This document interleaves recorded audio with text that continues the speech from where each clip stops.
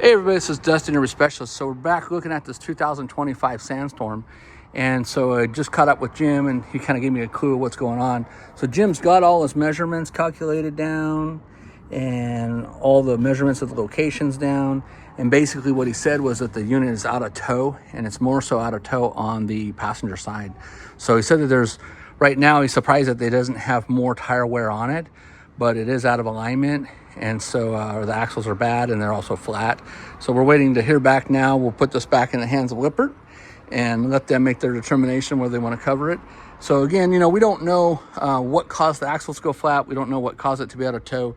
It is a toy hauler, so we don't know if the owner has overloaded the weight or exceeded the weight on it. We'll wait to find that out.